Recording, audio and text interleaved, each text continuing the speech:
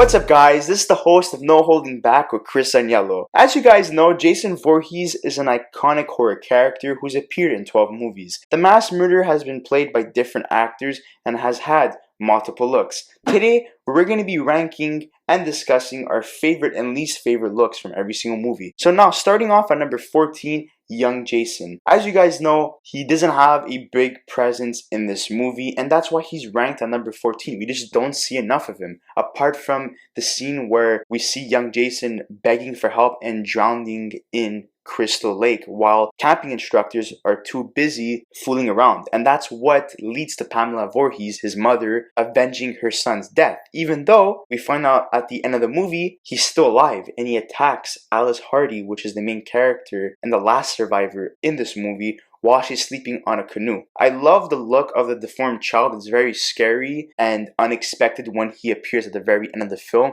but just not enough scenes and not enough scary moments to include this character higher on this list. So now at number 13, we have the potato sack looking Jason Voorhees in Friday the 13th, 2009, the remake. My problem with this is that he looks too much like a mummy. This is the mummified Jason Voorhees. He looks like a vigilante as well. I understand this is a prototype look for the character, but he looks too civilized. His clothes are not menacing, and the model of the mask they used for this prototype Jason, it just doesn't do it for me. It's not scary. Even though Derek Mears a 6'5" presence, I just don't find it scary, and I find it pretty laughable, even though a lot of people may disagree with me. So now moving on to Jason X, the cyborg look for the character. He has red eyes, his mask looks like a mashup of the Terminator and Shredder from the Teenage Mutant Ninja Turtles. And the reason why he looks like this, and the reason why he has a metallic mask as well that's like glued onto his face, is because the character KM14 blasts part of his head, his left leg, his right arm, and his right ribs, which leads the character to be supposedly dead.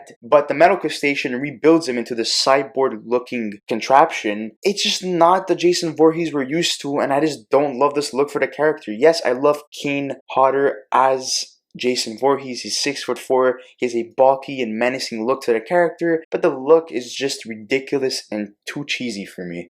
Now, at number 11, yes, this is the original look for Jason Voorhees in Jason X, the unfrozen Jason. So what happens to this character is that he's captured in 2008, and they use him for research purposes concerning his healing ability, and he's unfrozen by dumb students after 445 years in the year 2455. I don't like the mask. His nose is way too pointy. I feel like the mask is too flat. The clothing, yes, I understand it's, rigged and destroyed, which I like, and I like the shackles that are tied around his neck and his wrists, as it looks like he's an escapee. He was a prisoner. Obviously, he was held captive, but it just doesn't do it for me. The staples on his head, it's as if someone surgically removed a part of his brain or something, which makes sense because they were conducting research on him and trying to study him and understand the character, but I just don't like this look. Now moving on to number 10, Jason Goes to Hell, The Final Friday. His mask is basically glued to his face. He has a lot of bumps on his head. He looks like he just came out of toxic waste, which is the case because that's what happened at the end of Friday the 13th, Part 8, Jason Takes Manhattan. But at the end of that film, he turns into a child. So how does this really add up? How does it really make sense? And obviously there's so many problems with the timeline concerning the Friday the 13th franchise, but I just really don't like this look. We don't even see a lot of this character, to be honest, because I'm not going to spoil it. We basically don't see Jason at all in this movie, apart from a couple of scenes in the beginning. And his mask is very similar to Part 7, but the problem with that is that it was destroyed by Tina Shepard at the very end of the film. There's so many problems with this take on the character. I just don't like it. Now moving on to number 9, Roy Burns in Friday the 13th Part 5, A New Beginning. A lot of people might disagree with me and ask me why did I put him on this list. He's not Jason Voorhees. We gotta take into consideration that throughout the whole film until the very end, we assume this is Jason Voorhees who has come back to life. There's a lot of problems with this look. He has blue markings on his mask, what kind of gives it away that this is not the same Jason, or maybe they were trying to do something different and trying to distract us the whole time. He has a Michael Myers mechanic suit, and it's revealed at the very end that this is Joey's father. Joey was killed in the beginning of the movie And this is why Roy Burns tries to get revenge on the people that he blames for his son's death. He is one of the paramedics in one of the scenes in the movie. He wears prosthetics to cover up his actual look and try to make himself look like the Jason Voorhees character. He's portrayed by Dick Wieand at 6 feet. Even though I like this look, it's just not Jason Voorhees, and the small details like the blue markings really does not do it for me, and that's why it's ranked at number 9. Moving on to number 8, the original potato sack wearing Jason Voorhees from Friday the 13th Part 2. This look does not get a lot of love. I understand why, because he's wearing overalls. A lot of people might not find him that scary since the portrayal of Warrington Gillette at 6'1" is the smallest Jason Voorhees. And once they remove his mask, he's basically a hillbilly. He has long hair and a patchy beard. It kind of reminds me of one of the family members in the Texas Chainsaw Massacre, the Sawyer family. This is just not the Jason we're used to. It was his first appearance, so people need to respect that this is the first time we see the mass murderer Jason Voorhees as an adult, killing all these horny teenagers. Gina and Paul, the two characters at the very end of the film, tear off his mask and expose his face, and that's why a lot of people were really not happy on how they portrayed Jason Voorhees in this movie. As you guys saw in the first movie, he was bald and he didn't grow any facial hair or hair on his head. There was no indication that he even could. That's why a lot of people were like, this just doesn't tie in, and we're not very happy with this look. Now moving on to number 7, the Friday the 13th remake 2009. So yes, we have Derek Mears at 6'5", very scary looking in this movie, to be honest. But the reason why it's ranked on number 7 is because I feel that his head is way too big. And the mask looks amazing, to be honest. Sometimes it seems odd. It seems like it's too small for his face, for his head in general. I'm not a big fan of the blonde hair. He has way too much hair in this movie. Yes, he's wearing a black leather like trench coat jacket, whatever you want to call it, gray pants, and the little detail of adding a small machete holster wrapped around his leg is very cool and very modern for this character. And we see him as a hunter type of Jason Voorhees, which is very different to what we're used to, and I like that aspect. And how he gets his mask is basically one of the characters, Donnie, tears off his potato / mummified mask that I was talking about before. Obviously he gets really mad and he kills Donnie, and then while looking in the barn, he finds a crate that has a Detroit Red Wings hockey mask, and that's where we see the final version of Jason Voorhees in this movie.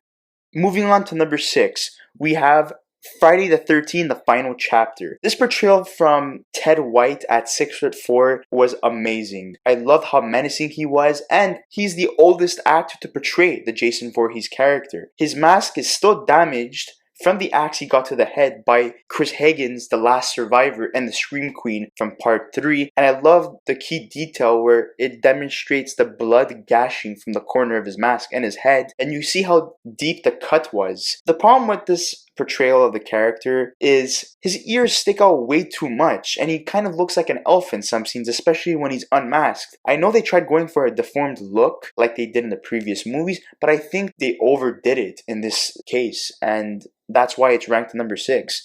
Now moving on to number 5, we have Freddy versus Jason, the Jason portrayal in that movie. A lot of people hate this look for the character because they consider him more of a Frankenstein type of character. But hear me out, okay? I know a lot of people are really upset till this day that Kane Hodder was replaced by Ken Kirzinger, which is 6'5". I know Hodder was a fan favorite. He portrayed Jason in 4 of the previous movies, but New Line Cinema and Ronnie Yu, the director of this film, both blamed each other for not casting Kane Hodder. Till this day, we don't even know who to point the fingers at. But they settled on for a Frankenstein-looking type of actor, and that's why they casted Kirzinger into the role. And he actually appeared as a bartender in Part 8, Jason Takes Manhattan. I like this rendition of the character. He has black paint around his eyes, so even though the holes of his mask are exposing his eyes and a little bit of his skin, at least he has the black paint to cover up that look, which I really love those little small details. He has a worn out mask. It's very weathered. You can see he wore it for a lot of decades. He has black gloves, gray long hair. It's very patchy, and he has a ripped brown jacket. I like this rendition of the character a lot, but because there's small key details like the actor they chose and the portrayal in this film, because he was portrayed as Freddy's pet, or in more vulgar terms, his bitch, and he seemed clueless in a lot of scenes. He didn't seem that menacing all the time, and it was kind of cheesy, to be honest, in some scenes. At number 4, we have Friday the 13th Part 3, the hunchback version of the character. And this is why he's not higher on this list. I have a problem that he looks like a hunchback in this movie. His skin looks all swollen. It is the first appearance of Jason's iconic hockey mask, but the thing is that little key detail just doesn't do it for me. And he gets his mask by killing Shelly, which is like the comic relief in this film, who is the original owner of the iconic hockey mask. Richard Brooker is the actor who portrays Jason Voorhees at 6'3". He does a very good job, but you don't really see much of the character. He's more like a Michael Myers rendition of the character. You only see him more towards the end of the film. But at first, when he's killing the other people, you may see like his hands or his machete. What I really love about his mask are the 3 markings that all somehow direct towards each other. So you have the 2 on his cheeks that are pointing inwards towards his nose, and the big red triangle on his forehead pointing downwards. It's probably my favorite looking mask and the most iconic of them all, since it's the first one. I just don't like how it looks on his face sometimes, especially with the prosthetics of him looking more of a hunchback and his neck is all swollen. It looks kind of silly at times, to be honest. Now moving on to number 3, Friday the 13th Part 8, Jason Takes Manhattan. Yes, Kane Hodder once again portrays the character of Jason Voorhees. A yacht passes by and awakens Jason Voorhees from the rubble of the last movie. Tina Shepard's dad had came back from the dead and pulled Jason back to Crystal Lake. So he awakes. In this movie, you see him all drenched up. He looks like a swamp-looking thing, a creature. He has a new mask that was taken from the yacht of the couple he had killed. He's really soaking wet, like literally throughout the whole movie. That's how he is. The problem with this is that the crack from Part 3 on his mask on the side appears once again. But how is that possible if Tina Shepard destroyed the previous mask in Part 7? And that's the problem I have, because once again, the timeline is messed up and it just doesn't add up. Now moving on to number 2. A lot of people rank this as number 1. I love this portrayal of the character. So yes, once again, Kane Hodder portrays his character in Friday the 13th, Part 7, The New Blood. He has an eaten up mask. The chain on his neck was wrapped around by Tommy Jarvis in the previous one from Friday the 13th, Part 6. Jason Lives. They used the chain and a boulder to drag him down to Crystal Lake, where he was for a couple of months or years. But the amazing part about this character are the key details, and that starts off with the skeleton and bones that are exposed since his body has been decomposing at the bottom of Crystal Lake this whole time. He is summoned by Tina Shepard mistakenly, because she was supposed to summon her father, who she had killed at the beginning of the film. They tried to pair up Carrie versus Jason in this movie, which didn't really make sense, but that is a topic for another time. After resurfacing to Camp Crystal Lake, the zombified, menacing looking Jason Voorhees is back to kill horny teenagers once again. What I love about the key details as well are the markings on his mask from Part 3, where he got an axe to the head, and also the bottom left corner is cracked, exposing his teeth and his jaw. And this was done by Megan Harris in the previous film, Friday the 13th Part 6, Jason Lives, with a bolt propeller. A lot of people say this is the most menacing and ideal look for the character, which I agree, but it's not my favorite look. And at number 1, Friday the 13th Part 6, Jason Lives. So Tommy Jarvis goes to Jason's resting ground, which is at a cemetery, digs up his corpse, rips a part of a fence in order to stab his body multiple times, where lightning strikes since it's raining like crazy and hits the metal rod and resurrects Jason. As you guys know, Tommy Jarvis was the original killer of Jason in Friday the 13th Part 4, The Final Chapter, which was portrayed by Corey Feldman. And then Tommy Jarvis appears once again in Part 5, A New Beginning, even though Jason is dead. So this is where Jason comes back. This is the real Jason Voorhees, and he's a zombified, yellow-gloved, machete holster Jason Voorhees. He has a classic electrician belt, which I love those key details as well.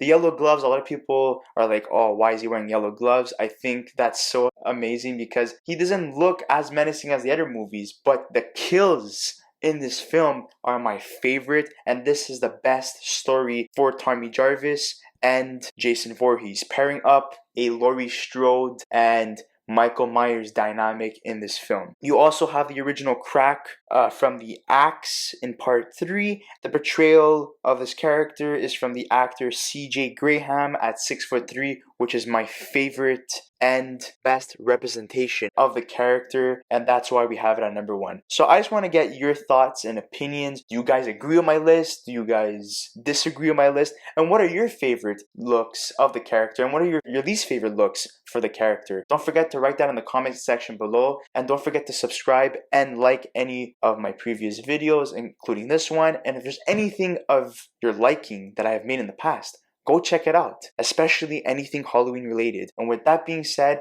I just want to say thank you so much, guys, and have a very happy Halloween.